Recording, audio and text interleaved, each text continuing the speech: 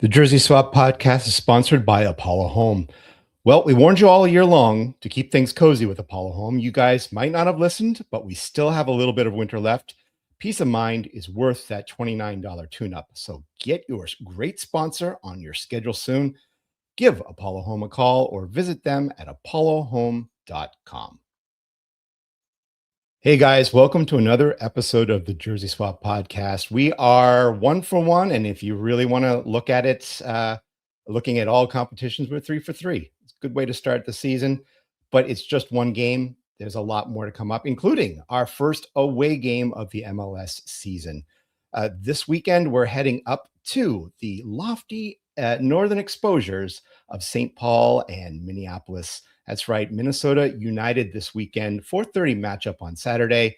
Your FC Cincinnati traveling on the road. Their first I wanted to say West Coast, but it's not quite West Coast. Not going to feel like that at all. It's going to be cold. Why don't you tune in with us on Saturday? We'll check it out right now. We have got our guest for the day. He is the host of the Loony Bin Podcast. He is here to help us out. Daniel Elias. I'm sure I messed that up, but I'm welcoming him anyways. Thanks for joining us tonight, Dan. You got it. Perfect. Thanks, Jeff, for having us. Yeah, right away, I'm looking at the throwback for the third jersey you guys had last season, the Loons. Honestly, I wish we had our own third, a tertiary jersey of our own. We don't have one yet, but we're hoping and we're wishing. But that was the best one from last year. There's no doubt.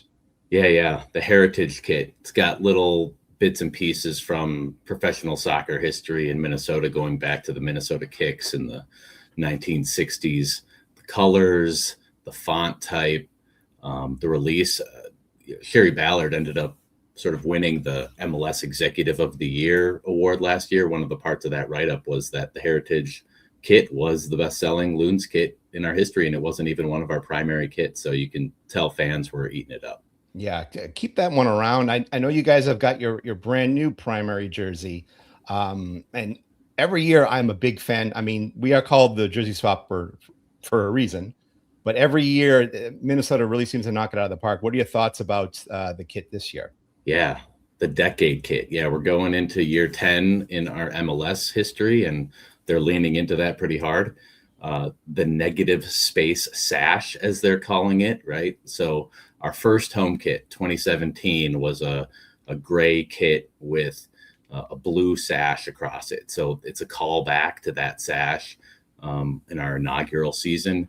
The loon patterning, I mean, I think my personal opinion, they could have gone further with the loon pattern on the jersey overall. But I think the one thing you can say about Minnesota United, especially in the last, 5 seasons or so, they try. Their creative team puts it out there. I think the Convergence kit, the current away kit, was a little bit of a swing and a miss, but the last 3 or 4 Starry Night kit is a real winner. And I think my favorite, the Northern Lights kit, that white one with the pink sort of dancing across the chest, is a personal favorite. But yeah, I do appreciate that they're not just running out bland kits like you do see across the league that the creative team tries with Adidas.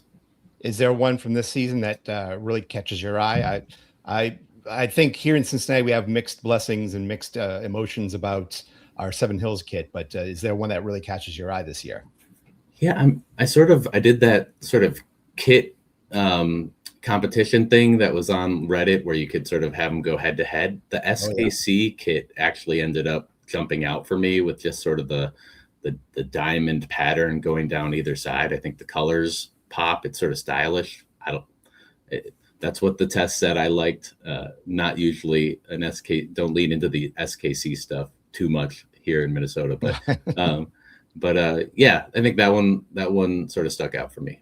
Yeah, I think the SKC kit, Atlanta, who we played last week, I wish we saw their kits last week, but I'm pretty sure we'll see them this week. But yeah, let's step away from kit talk. First of all, welcome to the show. It's always great to have a first-time guest with us. Can you maybe talk a little bit about your podcast and how you came about bringing it? Yeah, I mean, the Loony Bin Podcast was born out of sitting on the sideline of my son's youth soccer game with a fellow dad who I had just met because our sons were becoming good friends, and I was explaining the rules of soccer to him. Matt, who's on the show, we call him Loonlet Matt because he's a baby loon. He's learning soccer over the last 2 years on our show. I had been sort of deep in the weeds with Minnesota United, but never had really put any of that content that was bouncing around in my head anywhere. And so out of the blue, I asked him if he wanted to do a podcast with me. I had a neighbor who had some good quality recording stuff in his basement. And he said yes. And, we do some funny stuff. We do Loon or Loonlet trivia where I get to ask him if he knows where the number 6 is on the field or if he knows what a Travella is. And he's sort of a good heel, right? Because he is learning, but obviously sometimes the joke is on him. But yeah, we're 2 years in. We're about to release our 100th episode. We do one a week, but we have gotten our press credentials with the team this year. We have an interview with head coach Cam Knowles coming out in our next episode. So we've been able to connect with some players and now staff as well. And we're just sort of building it little by little. Yeah. Welcome to the club. I mean, it's always good to have your first day up in the press box. It feels like you get the new car smell. It's definitely a new experience for everybody. So, good luck up there. I hope the season definitely agrees with you up there. I know that it's hard to get into the season so fresh and so cold up there. Are you guys ready for this fall to spring season coming up? I mean, the new schedule, I think that's coming around the corner, clearly positives for the league, right? And Minnesota was actually an example of that last year. We had an offer for Tani Oluwaseyi, who was scoring goals for us left and right with our defensive counterattacking system. And it was an offer from Villarreal we couldn't say no to. And most fans did not blame sporting director Khalid El Ahmad when he sold our leading scorer. And it cost us a good chance at the Open Cup. It cost us any chance at the Supporter Shield. It cost us really any real possibility of a run to MLS Cup. And so I think we understand, right, the need to align so that our offseason is when most of the player movement is happening across the league. There's going to be clearly some colder weather soccer here in Minnesota. We've attended to plenty of cold weather soccer games in the past. I still expect Allianz to be filled this coming weekend when it's 20 degrees and FC Cincinnati comes to town. Maybe it's not bursting at the seams like it would in July, but we're trading 6 weeks of June and July soccer, which is great weather here in Minnesota, for probably quite a bit more March, April, and October, November soccer. And I think as long as the team makes Allianz a hard field to come and play, and the opponents are going to be just as uncomfortable, right, coming in to try to get points at Allianz Field, I think the schedule change does have quite a few vocal fans saying they're sort of out after this year. And we'll see if it really leads to a drop in revenue for the team, because as we know, MLS is still very much gate driven in terms of getting that revenue. And so if we see a significant drop in revenue, that's going to impact the team. I think that this market is ready to continue to support the team through the switch. And I think this year's an example of it, right? The World Cup break is basically going to align with the future off season. So we're testing this out right now. But I'll be there in the stands, 20 degrees with hand warmers if I need them. And we'll be cheering on the Loons on Saturday, no matter what. Maybe even throw it out to the Vikings and see if you can have a few games there in the dome. Maybe that might work out for you guys in the future. Well, the issue being the Wilfs own the Vikings and they own Orlando City. Yeah, that's the issue. And, it's not a great spot to watch soccer. I'd honestly rather be cold and outdoors at a soccer specific stadium than it's a 70,000 seat stadium, US Bank, where the Vikings play. And, even if they put a game there with LAFC or something, we'd still only have 20 in there. It'd feel off. So maybe a backup plan if the temperature really, really, really drops. But I think we're hardy. It's 90 minutes. I hope that the team put some infrared heaters in the concourse, right? There's things they can do so that everyone's not going into the bathroom to warm up together, right? Like crowding around urinals. We need to get those concourses going with some infrared heaters. And I think fans will continue to show up and support this team. Yeah, let's talk about I think a friendlier part of the calendar here. Let's rewind a little bit and start talking about Minnesota United. Last year, very talented team, finished a little bit higher in terms of the step from 2024 to 25. Second year for Eric Ramsey. If we look back and reminisce a little bit, what were your initial thoughts regarding Ramsey as the head coach? And I bring him up because, he did go to West Brom, and now, of course, West Brom has fired him summarily. But what were your thoughts about just letting that system in back in 2024? I mean, he was a complete unknown when we found out that he was coming to Minnesota United. He hadn't really had any head coaching experience for us to know the type of system he was going to play. So the read first was, finally, because what happened that year is we had an interim coach when Adrian Heath was fired. Mm-hmm. We took some time. He was our CSO and head coach. Took some time getting Khalid El Ahmad up to speed. And then he had a very deliberate head coaching search, which led to us having sort of Sean McCauley, the interim, leave for a job at Indy 11 when he understood he wasn't going to be the head coach. Mm-hmm. Cameron Knowles taking the interim position, and everyone started calling him the interim to the interim because we were the butt of jokes for a while there coming into 2024. And when it was announced, we're like, okay, we have someone we can learn about. Youngest head coach in MLS coming in at 32 for his first head coaching job. It felt slightly ambitious, right? Going for a real swing with an unknown quantity, but coming out of Manchester United system, coaching under some great coaches, having coached Chelsea under 23s, worked at Swansea, sort of this guy who didn't really have a playing career. He's really set himself up to be a head coach.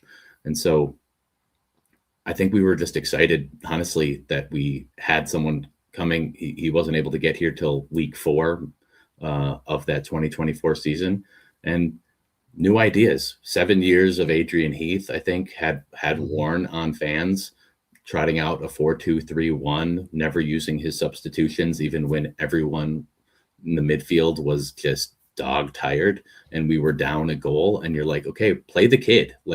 Please play the kid, right? You might not, we haven't seen him play. You don't think he's ready, but clearly running your midfield into the ground game after game isn't going to work. So we were ready for a change.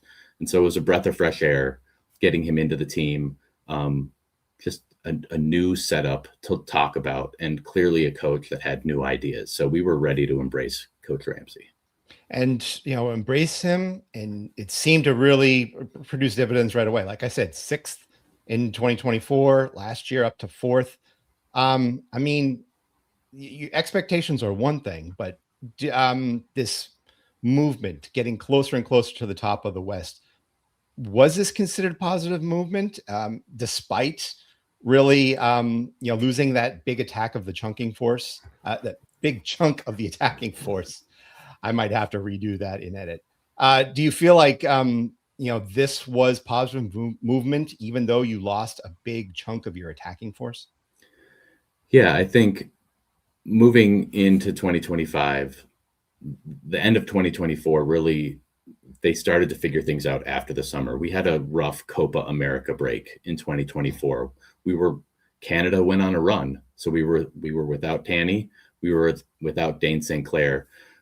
Other key players in the midfield were away for that tournament. And as you know, MLS played through it, and our depth was tested. We went on some 9-game winless streak throughout that summer, But when the team got back together at the end of 2024, that's when we saw them really switch to the back five. We really saw them care less and less about the ball. And really, every time we turned them over, whether it was in the back third or the middle third, it was go. It was find a runner. It was create an attacking threat. And they carried that over to 2025. And I think started to lean in more to the set pieces, and then even more to the defensive structure, just extremely difficult to play against, putting 10 men behind the ball in a row of 5 and a row of 4 and a striker. And they became difficult to play. In 2025, we did not lose an MLS regular season game back to back. We every time we lost, we got a result the next game. At the same time, they never won 3 games in a row. Every time we had a 2-game winning streak, we couldn't put that stretch together and get a third win. So it was a consistent team, a team that won more on the road than they did at home because of that setup. It's really good MLS soccer for playing on the road against teams like San Diego and Vancouver and Seattle that can control the ball so well to find ways to win in that situation. They weren't able to translate that to home results. And so I think that's the missed opportunity from the Eric Ramsey era. But I do think it's hard to say 2025 was not a successful year building on 2024. It was the highest point total that Minnesota United had secured in our MLS history. So that alone, more wins than we've ever had in a regular season. All of those things, I think, just tell you that it was a successful year, one that maybe wasn't attractive soccer to the neutral, but I think most of the Minnesota United fans that I talked to and I engage with were happy to be winning games, even if, it's not tiki-taka soccer all around the midfield. I'd much rather see a win and sing Wonderwall than the losses. So yes, 2025 was a step in the right direction, and they're hopeful they can take another step this year, even though clearly some new pieces are in the team. Yeah, I do want to address that, but you do bring up, winning on the road and maybe not so successful at home. It was a lot like FC Cincinnati last year, where it seemed a lot more of the results came when their backs were against the wall, really needing to put a loss behind them and get some results on the road. But when they came back home, they just could not replicate that. It sounds very familiar. We'll see if that changes, especially with the change in the roster, and most importantly, the coaching staff. I mean, Eric Ramsey is gone, like I had mentioned.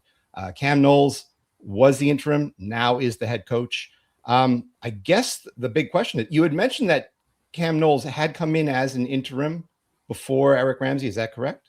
Yeah, he was the interim in 24 for 3 games. And so he's now been on the touchline for the Loons for 4 games. I guess looking at that then, do you have confidence that he can be more of a coach than an interim? Yeah, I mean, I think he's an extremely likable guy to sort of start with. He seems to be a player coach. I think he has the locker room. I think players will fight for him. So I think that's number one. The sort of X's and O's of the game, I think, is TBD. One of the big things that sporting director Khalid El Ahmad did right away was bring in Josh Wolf. And he came in really as almost like the offensive coach, right? Cam Knowles is a former defender, played most of his career in Portland when they were a USL first division team. I think he has a really defensive sort of mindset himself as well. But I think what we're going to start seeing, and what I think we saw a little bit of in the first game, is a little bit of the imprint of Josh Wolf and how he's going to try to help the team work better with the ball in possession. From the preseason games that I was able to watch, as well as the first game in Austin, you can already see less of the sort of risk averse, boot it when you're pressured kind of defensive structure that we saw under Coach Ramsey. So I think it's very, very early. I don't think this was just a hire that Khalid made out of convenience, though it was unfortunate that Eric Ramsey announced his departure basically 4 days before preseason began.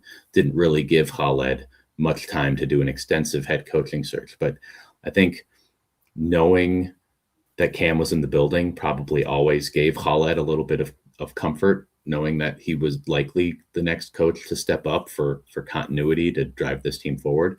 And I do think between him and Josh Wolf, who from the folks I talked to in Austin, is a really great offensive mind, maybe not as great in front of a microphone as the head coach answering all the media questions, but if you put him in the back room with the players and on the training pitch, he can really work some magic. So I think that's the combination that Minnesota is hoping will work out this year. Yeah, I think you're going to see as good of a matchup of head coaches and coaching staffs as this is. I think you might be seeing a little bit more of who does better with the offensive coaching and who does better with all of the nuances in the coaching staff in this game. That my matchup I'm envisioning in the back of my mind is Josh Wolf on one side, and then we had brought in some new offensive firepower in our coaching staff as well. So it's going to be an interesting way to see if consistency can build.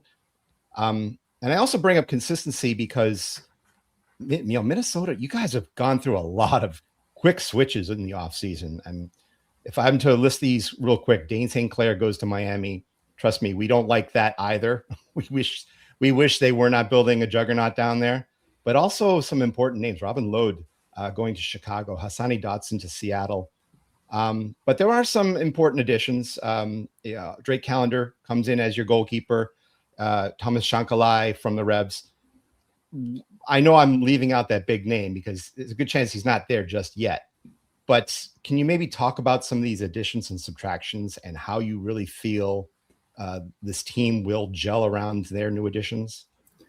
Yeah, I'd say the offseason was a series of gut punches to most fans in Minnesota. I think the first shoe to drop was Dane St. Clair taking, quote unquote, less money. I say less money because the endorsement opportunities and the future payday that he might get by having this increased visibility could clearly be financially beneficial for Dane St. Clair in the long run. But he takes a smaller contract to go play with Messi leading up to the World Cup. Yeah.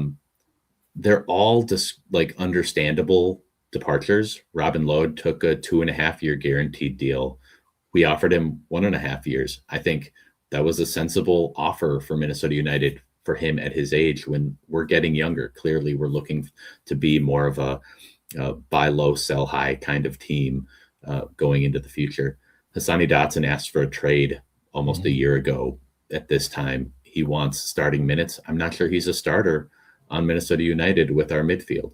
So these departures, they just kept coming, really culminated by Eric Ramsey departing the team right before preseason.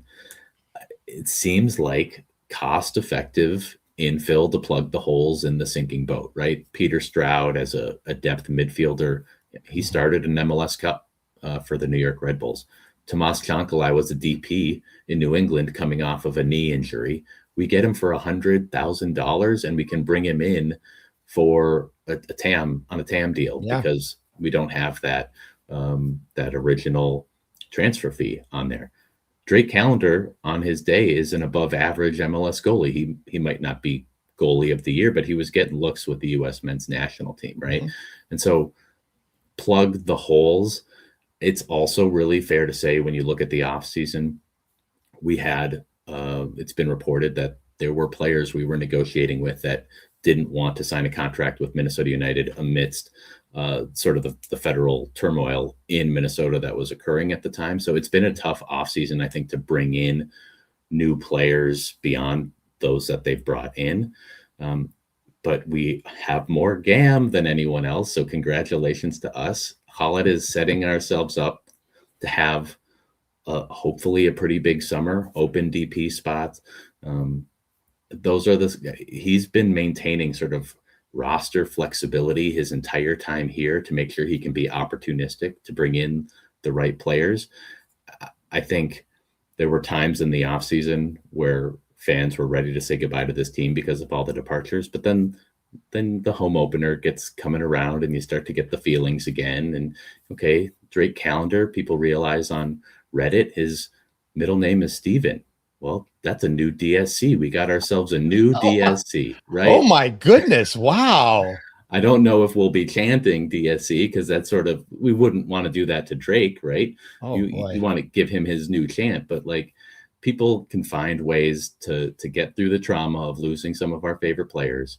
And we make our way into loving our team again. And so we're ready to get hurt, right? We're ready to go to the stadium and watch these new players, learn about these new players. And most fans aren't tuning into Tomas Chancalay highlights from his time in New England like I am. So we're going to learn a lot about a lot of our players as we watch these games. And I think we've steadied the ship. I'd say these signings have steadied the ship. And we'll talk about James in a second. Yeah. Maybe he's an amplifier, but there's also room for this roster to grow. Yeah. I mean, let's bring him in right away. Like I said, James Rodrigues, one of the biggest names, I think, to come through and take residence in Minnesota. I know he's not going to be ready right away, but what can we expect out of him in this half to full year with Minnesota? I mean, your guess is as good as mine. I was hoping to get something. You know. I think what I can say is he got his work visa last week. He trained with the team. He didn't travel to Austin. He trained with the team. I think Monday, Tuesday, Wednesday this week. I'd be very surprised to see him get any serious minutes in a game this weekend unless a team is up by a significant margin and you just want to trot him out there to sort of get him moving. He doesn't really fit the ethos of the team.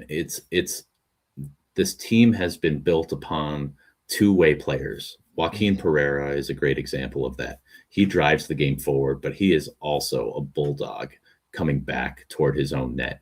And I think we've never, the Emmanuel Reynoso era was an era in which, we had to cover for him because he didn't play a ton of defense, but even Kelvin Yeboah is a good defensive forward. So, the way we set up last year, everyone needed to be bought in to this defensive structure. I think he's going to be used in moments. He'll play 60 one game, and maybe he comes off the bench the next game. It'll be game state, right? Like we're not going to be bringing him into a game where we have the lead likely, right? I mean, he is by all accounts slower than many players in the midfield. And so I expect that he'll be used here and there. I think I sort of expect 600 to 800 minutes before the World Cup. We have a 15-game run-up, now 14-game run-up to the World Cup break. So I'm excited to see what he can do to sort of spread the team out. We have some runners for him to spray the ball to, and Bongi Hlangwane on one wing. I mean, Tomas Chancalay as well, though he's not really like a speed demon. We have other players with speed on the bench. I'm just excited, that every time I listen to a podcast, people are talking about Minnesota United and James Rodrigues, right? Like the content is out there. 50 plus million Instagram followers. I mean, Anthony Edwards, Justin Jefferson, Kirill Kaprizov in Minnesota, you add all of them up and they're not even like half of the social media presence that a James Rodrigues is. So it's just exciting. I've discussed it as really like a breath of fresh air for the team to reinvigorate the fan base. And I think it's done that. He's going to be likely playing if we play like more of a 4-4-2 in defense, he'll be playing alongside Kelvin so we can free him up to sort of roam is what I'd expect. But from what I saw in his time at Club Leon in Liga MX, he was coming back to be a facilitator and grab the ball off of the center backs too. So he could be a free roamer in sort of a 4-4-1-1 as a sense. But exciting. I mean, I'm just excited to have him in market and part of this team. The Jersey Swap podcast is also sponsored by Beyond Exercise. Beyond Exercise is a Cincinnati physical therapy and fitness business that helps people of all ages stay active and fit. They also work with local MLS and MLS Next athletes, and they're the official physical therapy provider of the Manu Ledesma Academy UPSL team. See how they can elevate your health and fitness at gobeyondexercise.com. Let's bring what perhaps this team might look like. This is the starting 11 that was at Austin in that 2-2 draw. For those listening, you have Kelvin Yeboah up top. You have Shankalai, Perea, and Long. Can you help me with his name? Longwane. Longwane. Thank you. Will Trapp, Triantis, Anthony Markanich. We know his brother very well. He played with us, had a cup of coffee. Duggan, Boxall, and Taylor, and then Drake Callender in net. Do you feel that this starting lineup is probably set in stone, or would you make some changes here? Yeah, I think it's 95% there, right? The big question is going to be right back. Jefferson Diaz was off getting his green card, get our roster compliant, as teams tend to do leading up to the first game, and he wasn't back in market in time. I think we also brought in Kyle Duncan from the New York Red Bulls, so I think I'd expect this lineup, and then you might see a different name at that right back position. But yeah, it's a fairly straight up setup with that two-man block right there with Triantis and Trapp. And Triantis is a player to watch out for. I mean, he came into the team last year, played really well, got 2 goals and 2 assists in just a handful of games, scored one in San Diego from midfield that I don't think he's going to replicate, but a really solid defender. So yeah, this is the setup.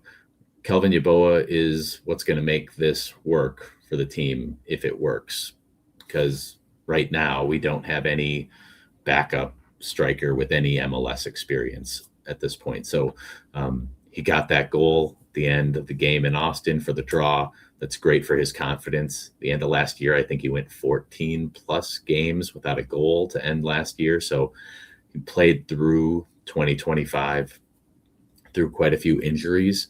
And so we're hopeful that with the health being sort of the number one guy again, that he can regain the form that we did see when he came after the summer in 2024. But he's going to be the guy that makes this offense click. Yeah, I'm really drawing a circle around that for a matchup. Kelvin Yeboah up against the likes of Miles Robinson. Robinson had one of his best games, period, I think, for FC Cincinnati, playing a really good central defender anchor, able to flash his speed, able to flash his ability to catch a defender. I'm anxious to see what that matchup looks like. If they can silence Yeboah and really keep the ball away from him, I think you've got yourself an FCC win on the road. But that's also me painting a very bright picture after seeing a 9-0 win on Wednesday. Maybe looking at your setup here and how they fit against FC Cincinnati, do you see an X factor in the starting 11 or even on the bench that you feel could definitely change this game? Well, I mean, if we do have a hard time breaking down FC Cincinnati's defense in open play, because I believe you play sort of 3 center back system, all with pretty good mobility. If we're not able to work around Miles Robinsons of the world, I think it's set pieces. It could be an Anthony Markanich. It could be a Morris Duggan who got his first MLS goal. Who is we have height on this team, and we have service on this team. And these cold weather games, it's going to be about 20 degrees, I think, at kickoff in St. Paul on Saturday, tend to be games where the midfielders like Joaquin Pereira lose their touch. You know, they just don't have that grew up in Argentina, you know, playing soccer. They just don't have the comfort with these cold weather games. And so it ends up being a little cagier. It could be just a single set piece. Is it going to be Miles Robinson getting on the end of an FC Cincinnati corner kick, or is it going to be Anthony Markanich getting on the end of a Joaquin Pereira corner kick, or some other sort of messy kind of goal? I think that's likely going to be what leads to a win one way or another is some kind of set piece. Not likely to be the most beautiful soccer, but who knows? We could both be surprised. Arguably, Mark Hennick's best year, breakout year with Minnesota last year. He is also a second X factor that I definitely am interested to see, especially on the left there. I think he could expose things. I'm not sure how he will react to the likes of Ender Echenike blitzing up and down the right. But I think it's also a test drive for our team as well. We're still working with these wing backs that have a little bit more mobility, but also a little bit more of a defensive presence. We'll see if that allows our team to be better on offense, but also not having Evander in this game. You guys lucked out. Not having Evander in this game, it's really going to be testing our ability to, I think, progress with people that are not used to being the number 10, but probably are in the middle of an audition to see who can be that number 10. You'll see a lot of Dado Valenzuela, a lot of Pavel Buka, maybe even Samuel Gidi getting number 10 service in this game. That being said, let's put our thinking caps on and make a prediction here. I know we typically, I say a prediction. Typically, when I bring a guest on there, they will pick their team. I will pick my team. But how do you see Saturday's game turning out? Yeah, I mean, I have a hard time picking against my Loons, right? Just home opener. It's been a long winter for Minnesota United fans. I think we're all going to be ready to celebrate with our team. It could go south. I think there's even a good possibility that FC Cincinnati comes away with a result, if not a win in this game. But, the vibes for fans heading to Allianz for a home opener, new head coach, James Rodrigues in the building, all of those things.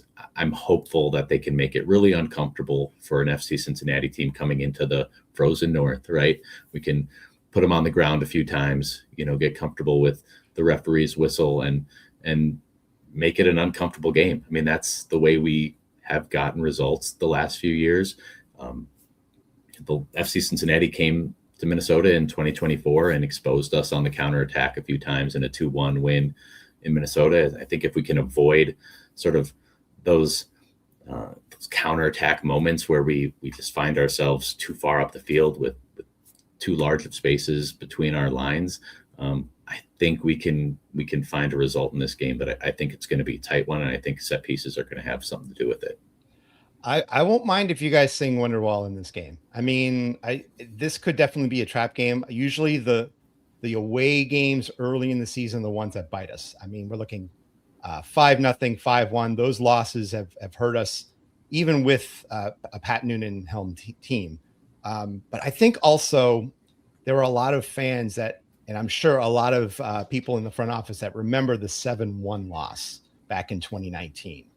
That hurt so badly, and I think it's stuck in a lot of people's minds. I wouldn't be surprised if Jeff Birding's like, getting a win in Minnesota is worth every penny, just because they left such a sour taste in our mouth that season.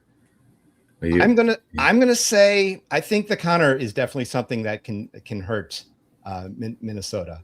So I'm gonna expect a counter goal for us. I'm going to hope for something like a 2-1 or a 3-1 victory.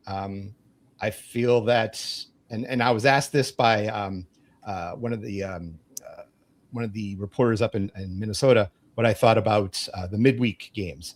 There was really nothing for them to worry about. I mean, 9-0, that means you get to rest a lot of your talent.